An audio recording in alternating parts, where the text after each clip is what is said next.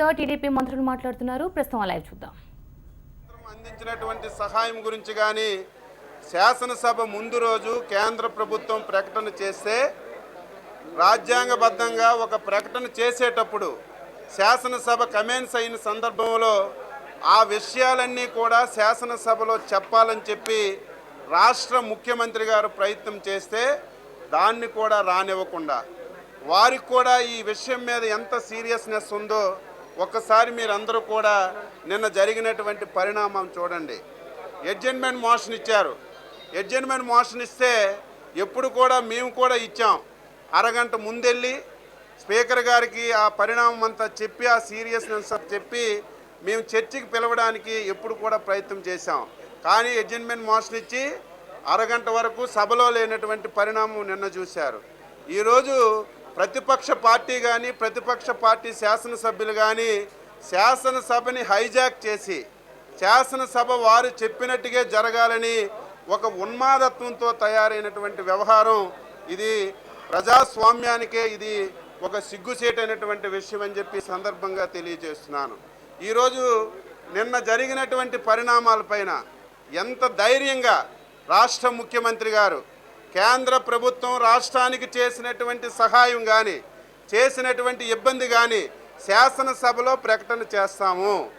ప్రకటన పైన ఎన్ని గంటలైనా మాట్లాడండి, ఎంత సమయమైనా మాట్లాడండి, విలువైనటువంటి సలహాలు సూచనలు ఇవ్వండి, దాన్ని కూడా మేము తీసుకొని మేము సమస్య పరిష్కారానికి ప్రయత్నం చేస్తామంటే ఆ విషయం కూడా ముందుకు రాలేదు. వారికి కావాల్సిందేంటి? రాష్ట్రానికి అన్యాయం జరిగితే సంతోషపడతారు, రాష్ట్ర ప్రజలకు ఇబ్బంది జరిగితే సంతోషపడతారు, వర్షాలు బాగా పడితే రాత్రి నిద్రపోకుండా బాధపడతారు. ఇటువంటి పరిణామాలతో రాష్ట్రాన్ని అతలాకుతలం చేస్తున్నటువంటి ప్రతిపక్ష పార్టీని ఈరోజు వారు వ్యవహరించినటువంటి తీరుని మేము తీవ్రంగా ఖండిస్తున్నాం. అదేవిధంగా ఈరోజు పరిణామాలు మీరు చూశారు. నేను కూడా 4 పర్యాయాలు శాసనసభలో ఉన్నాను. ఇంతకంటే సీరియస్ ఇష్యూస్ ఈరోజు మనం దేని గురించి మాట్లాడుతున్నాం? విభజన జరిగిన తరువాత మన రాష్ట్రానికి జరిగిన అన్యాయం గురించి మాట్లాడుతున్నాం. కానీ విభజన జరిగినటువంటి సమయంలో కూడా మన రాష్ట్రానికి అంతకంటే సీరియస్ ఇష్యూ నాకు తెలిసి ఆంధ్రప్రదేశ్ శాసనసభలో రాష్ట్ర విభజన అంత సీరియస్ ఇష్యూ ఎప్పుడు కూడా స్వతంత్ర భారతదేశంలో ఆంధ్రప్రదేశ్ శాసనసభలో జరగలేదు. ఆ రోజు కూడా ఎవరైనా సరే ప్రజాస్వామ్యబద్ధంగా మనం వ్యూహాలని మనం వ్యవహరించాం. కానీ ఎప్పుడు కూడా లిమిట్ తప్పలేదు. ఈరోజు శాసనసభలో చూస్తే స్పీకర్ గారు మైకు పూర్తిగా విరిచి ఆయన మీద పడవేశారంటే వీరిని ఉన్మాదులు అనాలా, ఏమనాలో రాష్ట్ర ప్రజలు ఒకసారి గుర్తుపెట్టుకోవాలి. ఈరోజు మేము ధైర్యంగా చెప్తున్నాం. మేము ఎప్పుడు కూడా వెనక్కి పారిపోవటం లేదు.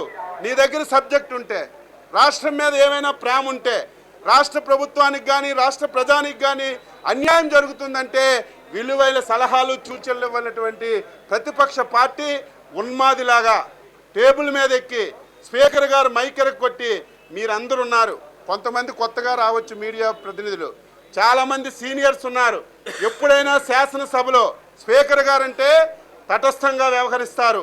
5 కోట్ల మంది ఆంధ్రుల యొక్క ప్రతిబింబాలని శాసనసభ ద్వారా పరిష్కరించవలసినటువంటి వ్యక్తిని ఈరోజు అతి కిరాతంగా అతి దారుణంగా ఈరోజు ప్రజాస్వామ్యం సిగ్గుపడే విధంగా ప్రతిపక్ష పార్టీ కానీ నాయకుడు జగన్మోహన్ రెడ్డి కానీ వ్యవహరించినటువంటి తీరు చూసి నేను చాలా బాధపడ్డాను. ఇటువంటి సభలో మనం ఉన్నామా, ఇటువంటి సభలో సభ్యులుగా ఉన్నామని చెప్పి బాధ ఆవేదన కలిగింది. అయినా సరే రాష్ట్ర ప్రభుత్వానికి మేము ఎప్పుడు కూడా మీరు 2 రోజులు పెట్టాం, సమయం అంతా వృధా అయింది.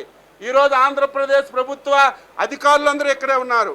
ఇంత కష్టమైనటువంటి పని వచ్చినా సరే, రాష్ట్రంలో కరువు ఉన్నా సరే అందరం ఎక్కడికి వెళ్లకుండా శాసనసభ జరగాలి. రాష్ట్రానికి జరిగినటువంటి అన్యాయాన్ని శాసనసభలో చర్చించాలి. ఏదైనా ఇంకా అధిక సహాయం తీసుకోవడానికి శాసనసభను ఉపయోగించుకోవాలని యంత్రాంగం అంతా ఇక్కడ ఉంటే మీరు ఒక్క నిమిషం కూడా ఉపయోగించుకోకుండా మళ్ళీ ఎదురుదాడి చేస్తున్నారు. మేమంటే చర్చకి రావడం లేదని, మేము శాసనసభ సమయాన్ని వృధా చేస్తున్నామని సిగ్గు లేకుండా మళ్ళీ ఎదురుదాడి చేస్తుంటే మాలో రక్తం వేడెక్కుతుంది. అయినా సరే మేము ప్రజాస్వామ్యవాదులం, ప్రజాస్వామ్య విధంగా కార్యక్రమాలు చేస్తాం. వారు దుర్మార్గులని, వారు రౌడీలని, వారు ఏదో చేస్తున్నారని మేము కూడా చేస్తే దానికి విలువ ఉండదు. మేము ప్రజాస్వామ్యబద్ధంగానే కార్యక్రమాలు చేస్తున్నాం. ఎప్పటికైనా సరే మీరు ఆలోచన చేయండి. మేము ధర్మంగా, న్యాయంగా, ధైర్యంగా జరిగిన పరిణామాలన్నీ శాసనసభలో పెడతాం. మీరు కూడా చర్చల్లో పాల్గొనండి. అవసరమైతే రాత్రి 2 గంటల వరకు కూర్చుందాం. మీరు విలువైన సలహాలు ఇస్తే దాన్ని కూడా స్వీకరిస్తాం. ఒకవేళ కేంద్రం నుంచి ఇటువంటి ప్రయత్నం చేస్తే ఇంకా మనకు ఆర్థికంగా బలపడుతుందంటే ఆ ప్రయత్నాలు చేయడానికి కూడా మేము ఎటువంటి వెనకాడే పరిస్థితి లేదు. కానీ మీరు శాసనసభ చరిత్రలో ఎప్పుడూ జరిగినటువంటి ఒక దారుణాన్ని ఒడిగట్టారు. దీనిని రాష్ట్ర ప్రజలు ఒకసారి గమనించాలి. రాష్ట్ర ప్రజల మీద కానీ, రాష్ట్రం యొక్క అభివృద్ధి మీద కానీ మీకు ఏమాత్రమైనా సరే విశ్వాసం ఉంటే ఈ రకంగా ప్రయత్నం చేయరు. మాకు నిన్న శాసనసభలో అవకాశం లేకపోతే మా ముఖ్యమంత్రి గారు ఈరేదో ప్రతిపక్ష పార్టీ గురించి మేము పనిచేయడం లేదు, జగన్మోహన్ రెడ్డి గురించి పనిచేయడం లేదు, శాసనసభ